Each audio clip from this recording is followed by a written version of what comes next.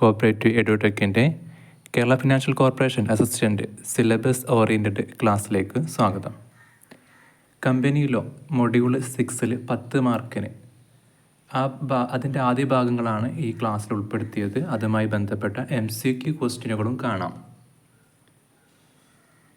ഓരോ മൊഡ്യൂൾ വൈസുള്ള ക്ലാസ്സുകൾ അതായത് പ്ലേലിസ്റ്റ് ലഭ്യമാണ്. അവസാനം ചോദിച്ച അസിസ്റ്റൻറ്റിൻ്റെ ക്വസ്റ്റ്യൻ പേപ്പർ ഡിസ്കഷൻ വീഡിയോയും നമ്മൾ ചെയ്തിട്ടുണ്ട്. Previous year question paper discussion video എന്ന പ്ലേലിസ്റ്റിൽ മറ്റു പരീക്ഷകളടക്കമുള്ള ക്വസ്റ്റ്യനുകളും കാണാൻ സാധിക്കും. സ്റ്റഡി മെറ്റീരിയൽസിന് വേണ്ടിയിട്ട് ടെലഗ്രാം ഗ്രൂപ്പ് ഫോളോ ചെയ്യുക. ആദ്യമായിട്ട് കാണുന്നവർ ചാനൽ ഫോളോ ചെയ്യുക. കമ്പനി ലോൻ്റെ ആദ്യ പാർട്ട് ഇൻട്രൊഡക്ഷനും കമ്പനി മാനേജ്മെൻറ്റ് ആൻഡ് അഡ്മിനിസ്ട്രേഷൻ എന്നീ 2 പോയിൻ്റായിട്ട് മൊഡ്യൂൾ സിലബസിൽ കാണിച്ച ഭാഗങ്ങളാണ് ഈ ക്ലാസ്സിൽ ഉൾപ്പെടുത്തിയിട്ടുള്ളത്. ഇൻട്രൊഡക്ഷൻ്റെ ഭാഗമായിട്ട് എന്താണ് കമ്പനി ലോ എന്ന് നോക്കേണ്ടതുണ്ട്.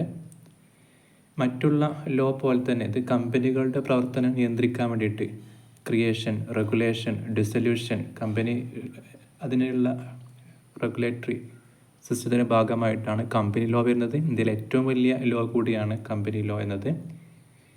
It lays down the rules for forming a company, structure, working and responsibility of its members എന്ന് പറയുമ്പോൾ ഡയറക്ടേഴ്സ്, ഷെയർ ഹോൾഡേഴ്സ് ഇവരെല്ലാം റെസ്പോൺസിബിലിറ്റി എന്താണെന്നും കമ്പനി എങ്ങനെ ഫോം ചെയ്യുന്നത്, കമ്പനിയുടെ സ്ട്രക്ചർ എങ്ങനെ ആയിരിക്കണം, എങ്ങനെ ആയിരിക്കണം അതിൻ്റെ പ്രവർത്തനങ്ങൾ, വർക്കിംഗ്, അതിൻ്റെ മെയിനായിട്ട് വരുന്ന ഡിസൊല്യൂഷൻ എങ്ങനെ, റെഗുലേഷൻ എങ്ങനെ, കമ്പനി എങ്ങനെ ക്രിയേറ്റ് ചെയ്യുക എന്നിത്യാദി എല്ലാ കമ്പനിയുമായി ബന്ധപ്പെട്ട എല്ലാ കാര്യങ്ങളും കമ്പനി ലോയിൽ ഡിസ്കസ് ചെയ്തിട്ടുണ്ട്.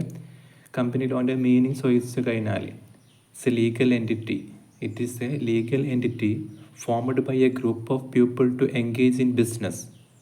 വളരെ കൃത്യമായ സെൻറ്റൻസാണ്. It's a legal entity formed by a group of people in to engage business. 3 പോയിന്റിൽ കാണാൻ പറ്റും. Legal entity, group of people, business. It's registered under company act. ഏറ്റവും latest company act companies act 2013 ആണ്. അപ്പോൾ കമ്പനി ആക്ട് 2013 രജിസ്റ്റർ ചെയ്യപ്പെട്ട ഇത്തരം സ്ഥാപനങ്ങളെയാണ് company എന്ന് പറയാം. ഫീച്ചേഴ്സ് നോക്കുകയാണെങ്കിൽ നമുക്ക് പലപ്പോഴും അറിയാവുന്ന ഫീച്ചേഴ്സ് തന്നെ ആയിരിക്കും. പേര് കേട്ടാൽ തന്നെ അറിയാം. Legal, separate legal entity. Company എന്ന് പറഞ്ഞാൽ എന്താണ്? ഒരു പേഴ്സണെ പോലെയാണ്. ഒരു legal entity, separate legal entity പോലെ ഒരു വ്യക്തി എങ്ങനെയാണോ കാര്യങ്ങൾ ഡീൽ ചെയ്യുക, അതായത് എന്തെങ്കിലും ഇഷ്യൂസ് വന്നാൽ കേസ് കൊടുക്കേണ്ടി വരും, കേസ് നേരിടേണ്ടി വരും. അത്തരം സന്ദർഭത്തിൽ കമ്പനിൻ്റെ പേരിലാണ്, ഒരു വ്യക്തിയെ പോലെ കമ്പനീൻ്റെ പേരിലാണ് ഇതൊക്കെ ചെയ്യുക. അതാണെന്ന് പറഞ്ഞത് person in the eye of law. Limited liability എന്ന് പറയുമ്പോൾ നമ്മൾ ലാസ്റ്റ് ചെയ്ത വീഡിയോയിൽ ഒരു ക്വസ്റ്റ്യൻ ഉണ്ടായിരുന്നു. ഇതേ ക്വസ്റ്റ്യൻ വന്നത് ഈ MCQ. താഴെ പറയുന്നതിൽ ഏതാണ് ലിമിറ്റഡ് ലാബിലിറ്റി ഉള്ളത് ചോദിച്ചിട്ട് അതിൽ ആൻസർ കമ്പനി ആയിരുന്നു. Members are only liable to extend to their shareholding. ഒരു ഷെയർ ഹോൾഡർ ഇപ്പോൾ 100 രൂപേൻ്റെ ഷെയർ ഹോൾഡിംഗ് ആണെങ്കിൽ അതിൻ്റെ ബാധ്യത എന്ന് പറഞ്ഞാൽ ആ 100 രൂപയാണ്. ഫേസ് വാല്യൂ 100 രൂപ വരെയുള്ള ബാധ്യത മാത്രമായിട്ട് എടുത്താൽ മതി. ഇപ്പോൾ മറ്റുള്ള സോൾ പ്രൊപ്പറേറ്റർഷിപ്പൊക്കെ ആണെങ്കിൽ എത്രയാണ് ബാധ്യത അത് മൊത്തം എന്ത് ചെയ്യേണ്ടി വരും? മെമ്പേഴ്സ് അറിയേണ്ടി വരും. ദെൻ പെർപ്പച്വൽ സക്സഷൻ എന്ന് പറഞ്ഞാൽ കണ്ടിന്യൂസ് എക്സിസ്റ്റൻസ് എന്നും പറയാം. പോയിന്റ് തന്നെ അതായത് ഷെയർ ഹോൾഡർ, ഡയറക്ടർ ഇവർക്ക് എന്തെങ്കിലും സംഭവിച്ചു കഴിഞ്ഞാലോ ഇവരില്ലാതായി പോയി കഴിഞ്ഞാലോ ഒന്നും കമ്പനിയെ ബാധിക്കാറില്ല. അതായത് സിസ്റ്റം അതുപോലെ നിലനിൽക്കും. അതൊരു കണ്ടിന്യൂസ് എക്സിസ്റ്റൻസ് അതൊരു ഫീച്ചറും കൂടിയാണ്. Common seal used for official document. Company seal എന്ന രീതിയിൽ എഗ്രിമെൻറ്റ് സൈൻ ചെയ്യാവുന്നതാണ്. ട്രാൻസ്ഫറബിലിറ്റി ഓഫ് ഷെയർസ് അത് ഒരു ഏറ്റവും വലിയ ഒരു ഫീച്ചറും കൂടിയാണ് കമ്പനിയെ സംബന്ധിച്ചിടത്തോളം. Share can be freely transferred. കമ്പനിൻ്റെ അറിവോ സമ്മതമല്ലാതെ തന്നെ വേണമെങ്കിൽ എന്ത് ചെയ്യാം? ലിസ്റ്റഡ് കമ്പനികളുടെ ഷെയർ ബൈ സെൽ ചെയ്യാറുണ്ടല്ലോ. അപ്പം അത്രയും എന്താണ് ഫ്രീലി ട്രാൻസ്ഫറബിൾ ഓഫ് ഷെയർ ആണ് എന്നതും ഒരു ഫീച്ചറാണ്. ഇത്രയാണ് ഇൻട്രൊഡക്ഷൻ പാർട്ടിൽ നമുക്ക് പറയേണ്ടത്. ഇനി സിലബസിൻ്റെ 2ാമത്തെ പാർട്ടായ purpose of company law. Company ലോൻ്റെ പർപ്പസ് എന്താ നോക്കാം. 2ാമത്തെ പാർട്ടല്ല, കൺക്ലൂഡിംഗ് പാർട്ടാണ് ആദ്യ പാർട്ടിൻ്റെ. അതായത് നമ്മൾ ഇൻട്രോയിൽ പറഞ്ഞിട്ടുണ്ടായിരുന്നു എന്തൊക്കെയാണ് ഷെയർ ഹോൾഡേഴ്സിനെ പ്രൊട്ടക്ട് ചെയ്യേണ്ടതുണ്ട്, ക്രെഡിറ്റേഴ്സ് ഉണ്ട്, പബ്ലിക് ഉണ്ട്, ഗവൺമെൻറ് ഉണ്ട്, കോർപ്പറേറ്റ് ഗവേണൻസ് എന്ന സിസ്റ്റം ഉണ്ട്. അങ്ങനെ ഒരുപാട് എലമെൻറ്റുകളുമായിട്ട് കണക്ട് ചെയ്ത് കിടക്കുന്ന ഒരു സിസ്റ്റമാണ് കമ്പനി എന്നത്. അപ്പോൾ തീർച്ചയായിട്ടും അതിനെ പ്രൊട്ടക്ട് ചെയ്യേണ്ടതുണ്ട്, അതിനെ റെഗുലേറ്റ് ചെയ്യേണ്ടതുണ്ട്. അത് തന്നെയാണ് ഇത് regulate how companies are formed and operated. അതിലെല്ലാം വന്ന് എങ്ങനെ കമ്പനി ഫോം ചെയ്യണം, എങ്ങനെ അവർ വർക്ക് ചെയ്യണം എന്നതിനെ ആണ് എന്ത് ഫോക്കസ് ചെയ്യുന്നത്, കമ്പനി ലോ ഫോക്കസ് ചെയ്യുന്നത്. നമുക്ക് ഈ പേപ്പറിൽ കവർ ചെയ്യേണ്ട മെയിൻ തീം ഏതൊക്കെ ചോദിച്ചാൽ ടൈപ്സ് ഓഫ് കമ്പനി. ഇത് പല രീതിയുണ്ട്: private, public, 1 person company, formation, memorandum and articles of association, share capital and debenture, director board, അവരെ പവർ, ഡ്യൂട്ടി, മീറ്റിംഗ് എന്തൊക്കെ, company accounts, auditing, winding up of company, ഇത്യാദി പ്രധാന കാര്യങ്ങൾ നമുക്ക് ഇതിൽ കവർ ചെയ്യേണ്ടതുണ്ട്, ഓരോന്ന് ഡീറ്റെയിൽ നോക്കേണ്ടതുണ്ട്. ഇനി സിലബസിലെ 2ാമത്തെ പോയിൻ്റാണ് കമ്പനി മാനേജ്മെൻറ്റ് ആൻഡ് അഡ്മിനിസ്ട്രേഷൻ. എന്താണ് കമ്പനി മാനേജ്മെൻറ്റ്, എന്താണ് കമ്പനി അഡ്മിനിസ്ട്രേഷൻ? മാനേജ്മെൻറ്റ്, അഡ്മിനിസ്ട്രേഷൻ നോക്കാം. The process of planning, directing, controlling and coordinating the activities of company to achieve its goal. ഇതിന് മൊത്തത്തിൽ പറയുന്ന പേരാണിത് കമ്പനി മാനേജ്മെൻറ്റ് അല്ലെങ്കിൽ അഡ്മിനിസ്ട്രേഷൻ എന്നത്. ഇതിലെന്തൊക്കെ വരും? It includes the rules and it includes the role and responsibility of directors. ഡയറക്ടേഴ്സിൻ്റെ പ്രവർത്തനം എങ്ങനെയായിരിക്കണം, അവർ എത്ര പേരായിരിക്കണം, അവരുടെ തീരുമാനങ്ങൾ എങ്ങനെയായിരിക്കണം. കീ മാനേജീരിയൽ പേഴ്സൺസ്, KMP എന്ന് ചുരുക്കപ്പേരിൽ അറിയപ്പെടാറുണ്ട്. KMP, കീ മാനേജർ പേഴ്സൺസ് എന്ന് പറഞ്ഞാൽ ടോപ്പ് മോസ്റ്റ് ഒഫീഷ്യൽസ് ഉണ്ടാകും, CFO എന്നൊക്കെ പറഞ്ഞിട്ടുള്ള, അല്ലെങ്കിൽ കമ്പനി സെക്രട്ടറി ആ കാറ്റഗറിയിൽ വരിക. And company secretaries in managing the day to day affairs of company. ഇതിന് മൊത്തത്തിൽ പറഞ്ഞ പേരാണ് കമ്പനി മാനേജ്മെൻറ്റ് ആൻഡ് അഡ്മിനിസ്ട്രേഷൻ. അപ്പോൾ മാനേജ്മെൻറ്റ് എന്ന് പറയുമ്പോൾ എന്തായിരിക്കും? Dealing with decision making and running the company efficiently. അപ്പോൾ what you mean by administration? Administration is concerned with the setting board objectives and ensuring the company complies with law and regulations. നമുക്കറിയാം management കോൺസെപ്റ്റിൽ management എന്താ, administration എന്താ. Administration ഒരു top most ആണ്, top ലെവലാണ്. അതിൻ്റെ താഴെ അതിൻ്റെ എക്സിക്യൂഷനാണ് മാനേജ്മെൻറ്റ് വരിക. അതേ രീതിയിൽ തന്നെ ഇവിടെ ആൻസർ പറഞ്ഞത് അഡ്മിനിസ്ട്രേഷൻ എന്ന് പറയുമ്പോൾ എന്താണ്, കമ്പനി ലോ ഒരു വലിയൊരു ഏരിയ അവിടെ ഉണ്ട്. അപ്പോൾ അത് പ്രകാരം തന്നെയല്ല കമ്പനി പ്രവർത്തിക്കുന്നത് എന്ന് ഉറപ്പ് വരുത്തൽ ആരെ ഉത്തരവാദിത്തമാണ്? റെഗുലേഷൻസ് പാലിക്കുന്നില്ല എന്നത് അഡ്മിനിസ്ട്രേഷൻ്റെ ഭാഗമാണ്. പിന്നെ ആ അഡ്മിനിസ്ട്രേഷൻ്റെ ഭാഗമായിട്ട് വരുന്ന പോളിസികളും പ്രോഗ്രാമുകളും എഫക്റ്റീവായിട്ട് ഇംപ്ലിമെൻറ്റ് ചെയ്യുക എന്നതായിരിക്കും എന്ത്, മാനേജ്മെൻറ്റ് കൊണ്ട് ഉദ്ദേശിക്കുക. അപ്പോൾ എത്രയാണ് കമ്പനി മാനേജ്മെൻറ്റ് ആൻഡ് അഡ്മിനിസ്ട്രേഷൻ നോക്കാം. അവിടെ കീ എലമെൻറ്റ്സ്, വളരെ elements of company management and administration. ഈ മാനേജ്മെൻറ്റ് അഡ്മിനിസ്ട്രേഷൻ്റെ ഭാഗമായിട്ട് വരുന്ന ഒരു മെയിൻ എലമെൻറ്റ് ഡയറക്ടർ ബോർഡാണ്, board of directors. Board of ഡയറക്ടേഴ്സാണ് കമ്പനി കമ്പനി ഡിസിഷൻ മേക്കിംഗ് ഒക്കെ കൈകാര്യം ചെയ്യുന്നത്, ലോങ് ടേം സ്ട്രാറ്റജി ഫോം ചെയ്യുന്നത്. അതിൻ്റെ ടോപ്പ് അതോറിറ്റി ചെയ്യുന്നത് എന്തായിരിക്കും? ഡയറക്ടർ ബോർഡായിരിക്കും. അവരാണ് main decision making authority of a company. It manages the business and exercise all powers not reserved for share holders. Share ഹോൾഡേഴ്സിനെ എക്സ്ക്ലൂസീവായി മാറ്റിവെച്ച പവറുകൾ ഒഴികെ ബാക്കി എല്ലാ കാര്യവും കൈകാര്യം ചെയ്യേണ്ടത് ഡയറക്ടർ ബോർഡാണ്. ചില കാര്യങ്ങളിൽ AGMൽ ഷെയർ ഹോൾഡേഴ്സ് അപ്രൂവ് ചെയ്താൽ മാത്രമേ അത് ഡയറക്ടർ ബോർഡിന് അതുമായി മുന്നോട്ട് പോകാൻ പറ്റുള്ളൂ. അതാണ് പറഞ്ഞത് not reserved for share holders. Share ഹോൾഡേഴ്സിന് മാറ്റിവെക്കപ്പെട്ട റിസർവ് ചെയ്ത അധികാരങ്ങൾക്ക് അപ്പുറത്തുള്ള ബാക്കിയെല്ലാം മാനേജ് ചെയ്യേണ്ടത്, ബിസിനസ് കൊണ്ടുനടക്കേണ്ടത് ഡയറക്ടർ ബോർഡാണ്. പിന്നെ ഒന്ന് KMP ആണ്, കീ മാനേജറിയൽ പേഴ്സൺസ്. ചില ക്വസ്റ്റ്യൻസ് കാണാറുണ്ട് ഈ KMP കാറ്റഗറിയിൽ ആരൊക്കെ വരികയാണ്. അതിൽ മെയിനായിട്ട് വരല് MD, CEO chief executive officer, CFO chief financial officer, company secretary CS, നമ്മുടെ CS എന്നൊക്കെ പറഞ്ഞാൽ കമ്പനി സെക്രട്ടറിയാണത്. And other responsible for company operation and compliance. അപ്പോൾ ഇതുപോലുള്ള ഏറ്റവും ടോപ്പിൽ വരുന്ന ഒഫീഷ്യൽസിൻ്റെ കാറ്റഗറിക്കാണ് കീ മാനേജറിയൽ പേഴ്സൺ എന്ന് പറയാം. അപ്പോൾ ഇവർ അഡ്മിനിസ്ട്രേഷൻ്റെ ഭാഗമാണ്, മാനേജ്മെൻറ്റിൻ്റെ ഭാഗമാണ്. അപ്പം വീണ്ടും പറയാം, KMPയിൽ ആരൊക്കെ വരാം? MD, CEO, CFO, CS. പിന്നെ വേറൊരു എലമെൻറ്റ് മീറ്റിംഗ്സ് ആണ്. പല മീറ്റിംഗ്സ് കമ്പനീൻ്റെ ഭാഗമായിട്ട് വരും. ഒന്ന് ഡയറക്ടർ ബോർഡ് മീറ്റിംഗ്സ് വരും റെഗുലർലി, കാരണം അവർ റെസൊല്യൂഷൻസ് പാസ്സാക്കിയിട്ടാണ് ഓരോ തീരുമാനങ്ങൾ എടുക്കുക. അപ്പോൾ അവർക്ക് എന്ത് ചെയ്യാൻ അവരുടെ മീറ്റിംഗാണ് ഡയറക്ടർ ബോർഡ് മീറ്റിംഗ്സ് എന്ന് പറയാം. പിന്നെയുള്ള ജനറൽ മീറ്റിംഗ് ആണ്. അത് ഏതൊക്കെ വരാം? AGM വരും, EGM വരും. Annual general body meeting, annual general meeting ആണ് AGM. എല്ലാ വർഷവും AGM കൂടണം എന്നാണ് കണക്ക്. ഷെയർ ഹോൾഡേഴ്സിനെ മീറ്റിംഗ് വിളിച്ചിട്ട് അതിലാണ് കമ്പനീൻ്റെ പെർഫോമൻസും കമ്പനി റിസൾട്ട്സൊക്കെ അനൗൺസ് ചെയ്യുക, അല്ലെങ്കിൽ അനൗൺസ് ചെയ്യേണ്ടത്. അതിൻ്റെ കൂടെ വരുന്ന വേറെ മീറ്റിംഗ് ആണ്, എല്ലായ്പ്പോഴും ഉണ്ടാവില്ല, അതാണ് എക്സ്ട്രാ ഓർഡിനറി പറഞ്ഞത്. എക്സ്ട്രാ ഓർഡിനറി ജനറൽ മീറ്റിംഗ് ആണ് അത്, EGM. എക്സ്ട്രാ ഓർഡിനറി കേസിൽ മാത്രമേ EGM എന്ത് ചെയ്യാറുള്ളൂ, കാൾ ഫോർ ചെയ്യാറുള്ളൂ. ഇത് രണ്ടിലും ആരാ പങ്കെടുക്കുന്നത്, ഷെയർ ഹോൾഡേഴ്സാണ് പങ്കെടുക്കേണ്ടത്.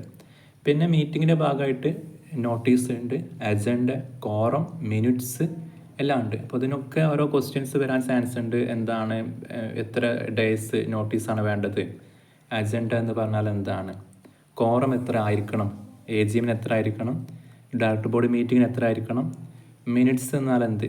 നമുക്ക് ഓരോ എലമെൻറ്റും ഡീറ്റെയിൽഡ് ആയിട്ട് വരും, സിലബസ് പ്രകാരം തന്നെ പഠിക്കേണ്ടതുണ്ട്, ആ സമയങ്ങളിൽ പറയാം. പിന്നുള്ളത് രജിസ്റ്റർ ആൻഡ് റെക്കോർഡ്. എന്തെല്ലാം രജിസ്റ്റർ റെക്കോർഡ് മെയിൻറ്റെയിൻ ചെയ്യേണ്ടതുണ്ട് ഇനി പറയുന്നവ, അതായത് മെമ്പേഴ്സ് രജിസ്റ്റർ വേണം, register of members, register of directors and KMP, ഒരു ഡീറ്റെയിൽസ് കാണിക്കുന്ന രജിസ്റ്റർ വേണം. പിന്നെ രജിസ്റ്റർ ഓഫ് ചാർജസ്. ഈ രജിസ്റ്ററുകൾക്ക് പുറമെ മറ്റൊരു എലമെൻറ്റ് എന്താ ചോദിച്ചാൽ filing with registrar of company, ROC ഉണ്ട്. രജിസ്ട്രാർ ഓഫ് കമ്പനിയുമായിട്ട് ഫയൽ ചെയ്യേണ്ട സമയാസമയം റെഗുലറായിട്ട് സബ്മിറ്റ് ചെയ്യേണ്ട ഡോക്യുമെൻറ്റുകളുണ്ട്. ചില റെസൊല്യൂഷൻസ് ഉണ്ട്. അത് ഏതൊക്കെ ചോദിച്ചാൽ ആനുവൽ റിട്ടേൺ ആണ് ആനുവൽ റിട്ടേൺ ഡോക്യുമെൻറ്റുകൾ.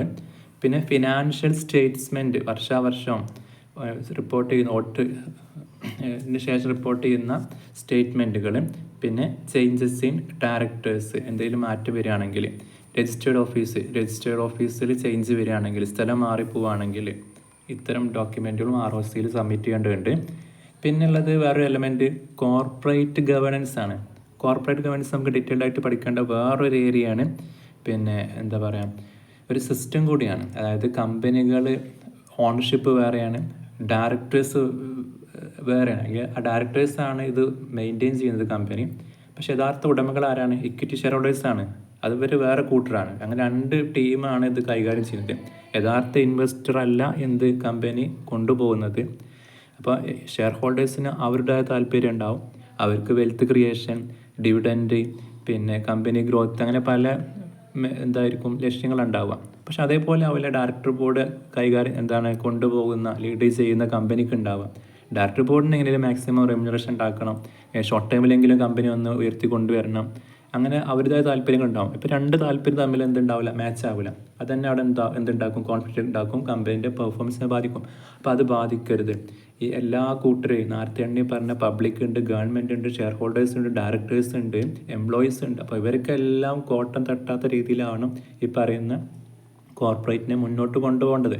അപ്പോൾ അങ്ങനെ കൊണ്ടുപോകുന്ന സിസ്റ്റത്തെ പറയുന്ന പേരാണ് കോർപ്പറേറ്റ് ഗവേണൻസ്. അപ്പോൾ കോർപ്പറേറ്റ് ഗവേണൻസിന് കീഴിൽ ഒരുപാട് റെഗുലേഷൻസും പിന്നെ നിയമങ്ങളൊക്കെ ഉണ്ട്. അതൊക്കെ പാടെ കൂടിയതിനാണ് കോർപ്പറേറ്റ് ഗവേണൻസ് എന്ന് പറഞ്ഞാൽ. കോർപ്പറേറ്റിനെ നിയന്ത്രിക്കൽ എങ്ങനെ, ഗവേൺ ചെയ്യൽ എങ്ങനെ.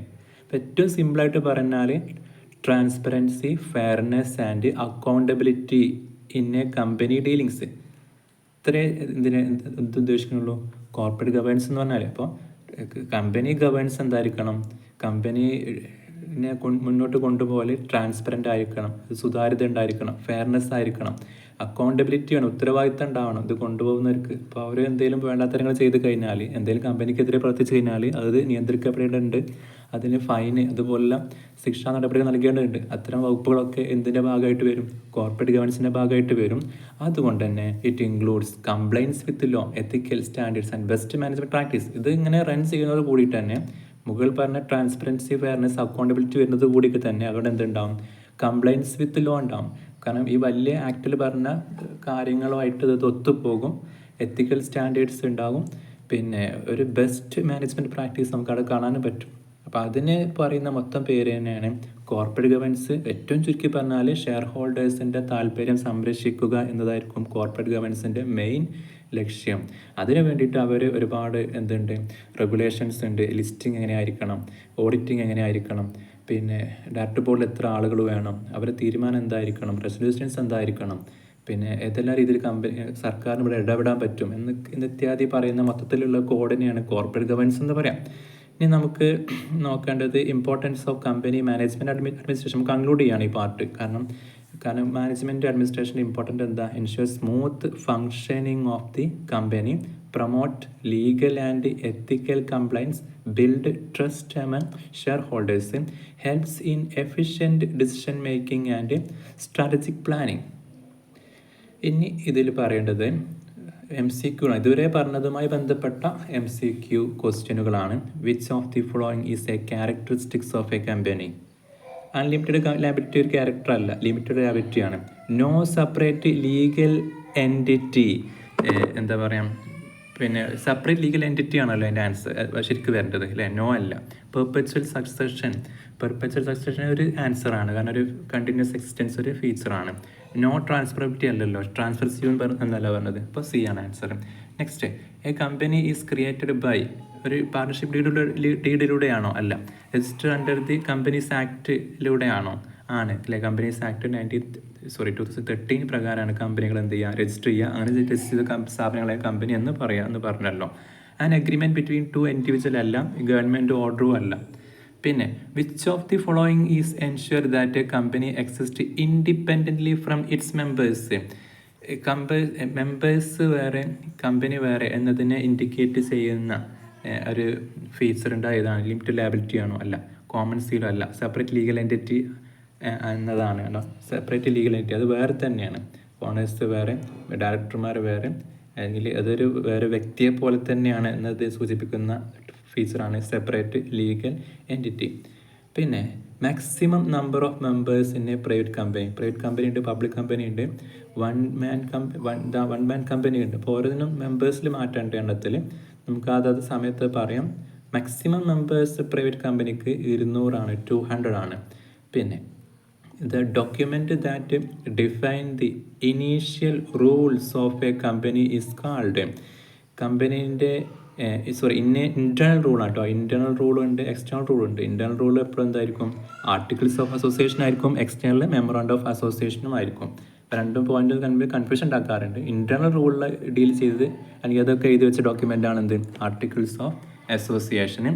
പിന്നെ who is responsible for maintaining statutory registers in a company? കമ്പനിയിലെ ഡോക്യുമെൻറ്റുകളൊക്കെ മെയിൻറ്റെയിൻ ചെയ്യേണ്ട ആരാണ്? അല്ലെങ്കിൽ കമ്പനീൻ്റെ എന്താണ് മുന്നോട്ടുള്ള പോക്ക് ഈ പറഞ്ഞ റെഗുലേഷൻസ് പ്രകാരം തന്നെയാണെന്ന് ഉറപ്പുവരുത്തേണ്ടത് ആരാണ്? പിന്നെ ഈ സമയങ്ങളിൽ റെഗുലേഷൻ പ്രകാരമുള്ള മീറ്റിങ്ങുകൾ വിളിക്കേണ്ടതും അത് നടത്തേണ്ടതൊക്കെ അതാരാണ്? അതിൻ്റെ ആൻസർ കമ്പനി സെക്രട്ടറിയാണ്. CS എന്ന കമ്പനി സെക്രട്ടറിയാണ് maintain statutory registers in a company. Minimum number of board meeting to be held in a company. Board meeting ആണ്, AGM വേറെ ഉണ്ട്.